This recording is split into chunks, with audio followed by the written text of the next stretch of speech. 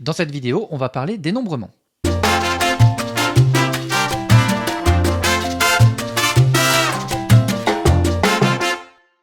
Alors pour faire du dénombrement et du combinatoire, on a plusieurs outils.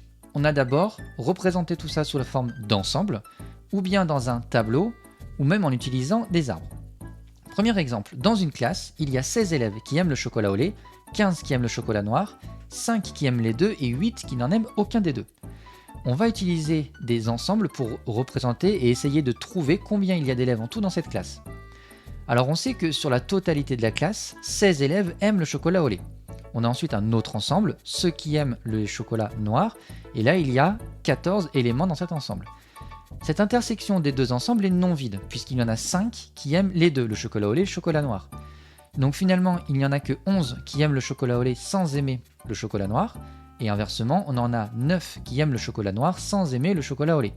On n'oublie pas non plus de compter les 8 qui aiment aucun des deux chocolats, et 8 plus 9 plus 11 nous donne un total de 28 élèves dans cette classe. Un deuxième exemple, on souhaite réaliser un code à 4 chiffres comportant un 5, un 9 et 2 fois le numéro 1. On va s'aider d'un arbre pour représenter cette situation. Pour le premier numéro, on aura le choix entre un 5, un 9 et un 1.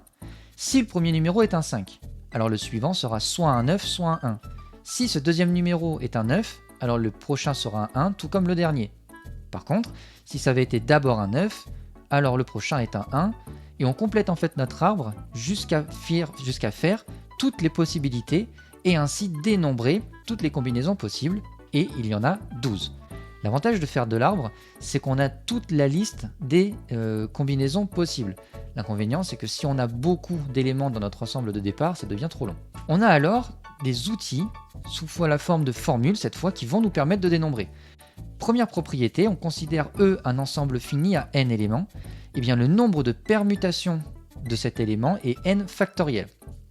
Par exemple, on a un ensemble qui a 3 éléments, le A, le B et le C. Combien de permutations on peut faire avec ces 3 lettres? Eh bien, on peut en faire 3 factoriels, c'est-à-dire 6. Et on a la liste ci-dessous des permutations possibles. Un deuxième exemple, le mot note possède 4 lettres. Combien d'anagrammes on peut faire avec ce mot-là, avec ces 4 lettres, ces 4 éléments? On a ici un ensemble à 4 éléments, donc le nombre de permutations possibles, c'est 4 factoriels, soit 24. Une autre propriété, on considère toujours un ensemble E fini à n éléments, et on considère un entier k tel que k soit inférieur ou égal à n. Combien on peut faire de k uplé de cet élément? Eh bien on peut en faire n factoriel sur n moins k factoriel. Voilà un exemple pour illustrer. On a un ensemble E qui possède 6 éléments, numérotés de 1 à 6. Combien de k uplé on peut faire dans cet élément E? Autrement dit, combien de groupes de 4 éléments je peux faire à partir de ces 6 éléments?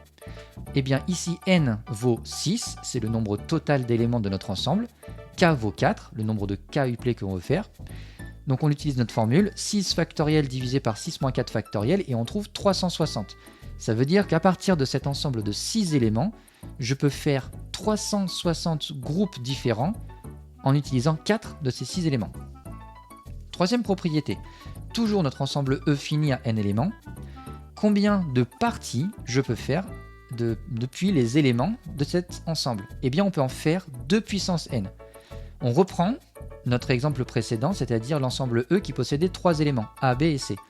Combien de sous-parties je peux faire de toute cette grande partie? Eh bien je peux en faire 2 puissance 3, puisqu'ici E possède 3 éléments, et ça fait 8. Et on a la liste qui s'affiche ci-dessous. Une dernière propriété qui va nous aider à dénombrer, on considère encore un ensemble E fini à n éléments, et on s'intéresse au nombre de combinaisons qu'on peut faire de k éléments parmi les n.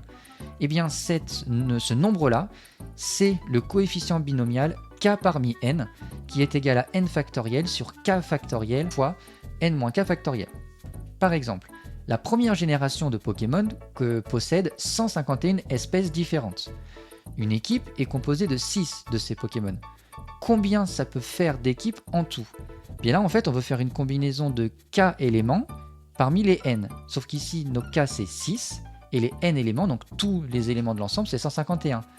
Et 6 parmi 151, c'est égal à 151 factoriel, divisé par 6 factoriel, facteur de 151 moins 6 factoriel. Ça fait un total de plus de 14 milliards d'équipes de Pokémon possibles avec seulement la première génération.